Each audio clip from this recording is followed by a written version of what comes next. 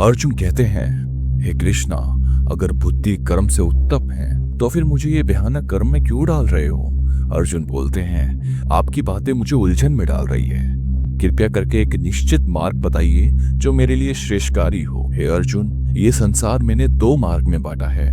ज्ञान योग उन लोगों के लिए जो विवेक में स्थिर हैं, और कर्म योग उनके लिए जो कर्म का माध्यम से मुक्ति चाहते हैं। कर्म ना करने से कोई इंसान कर्म रहित नहीं हो जाता।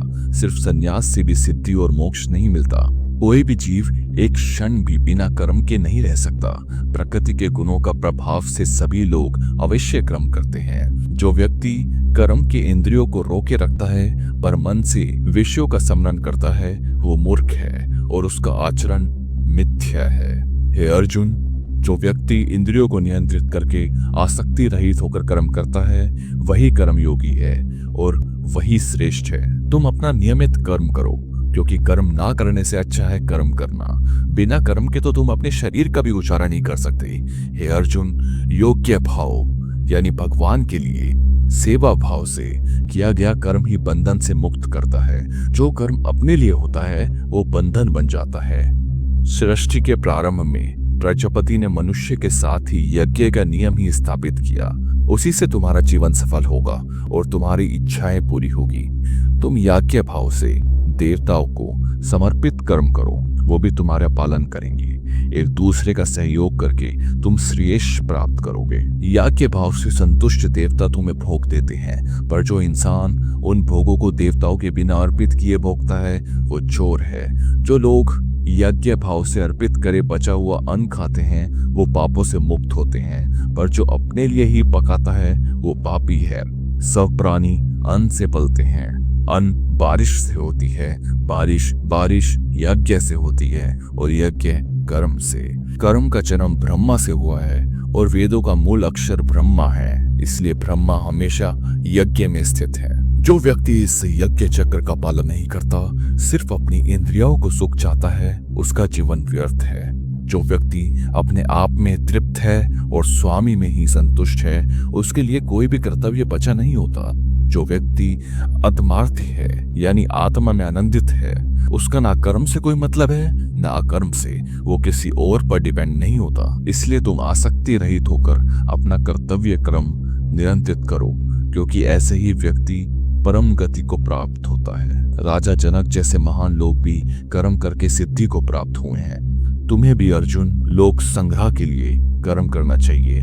जो व्यक्ति श्रेष्ठ है, जैसा कर्म करता है, सामान्य लोग उसका अनुकरण करते हैं। जो व्यक्ति स्टैंडर्ड सेट करता है, समाज उसी रास्ते पर चलता है। हे अर्जुन, मुझे तीनों लोक में कुछ भी प्राप्त करना बाकी नहीं है, फिर भी मैं अपना कर्म कर रहा हूँ। हे अर्जुन, अगर मैं कर्म में लगातार ना रहूं तो लोग मेरा मार्ग का अनुकरण कैसे करेंगे। अगर मैं कर्म ना करूं तो ये सभी लोग विनाश का प्राप्त होंगे। मैं कुल व्यवस्था का विनाश करने वाला बन जाऊंगा। हे अर्जुन, अज्ञानी व्यक्ति मोहित होकर कर्म करता है, लेकिन ज्ञानी भी कर्म करता है बिना आसक्ति के, समाज के हित के लिए। ज्ञानी लोग अज्ञानी लोगों की बुद्धि में भ्रांति ना डाले, वो उन्हें अपना कर्म का मार्ग पर ही शुद्ध भावना से चले। प्रकृति के गुण यानी सत्व राजस तमस ही सब कर्म करते हैं, लेकिन अहंकार में मोहित व्यक्ति कहता है मैं ही करता हूँ। जो तत्वदर्शी यानी ज्ञानी है, वो जानता है कि प्रकृति का गुणों से कर्म हो रहा है, इसलिए वो उसमें ही आसक्त नहीं होता। जो लोग मोह में उलझे हैं, वो प्रकृति के कर्म में ही आसक्ति रहते हैं। तुम उन्हें कंफ्यूज ना करो, उनका धीरे धीरे मार्गदर्शन करो।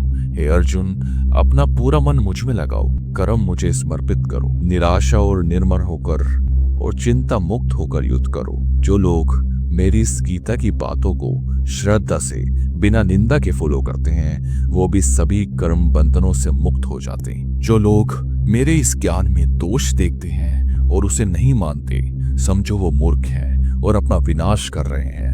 ज्ञानी व्यक्ति भी अपनी प्रकृति के अनुसार ही कर्म करता है। सब प्राणी प्रकृति के ही अधीन होते हैं, बस प्रेशर से कुछ नहीं होता। हर इंद्रियां अपने विषय में रागा और द्वेष रखती है। इंसान को उनके वश में नहीं आना चाहिए, यही उनके मार्ग का दुश्मन है। अपना धर्म चाहे उसमें कमी हो, फिर भी दूसरों के धर्म से उत्तम है। अपने धर्म में मर जाना भी श्रेयस्कारी है। दूसरों के धर्म भयानक होते हैं।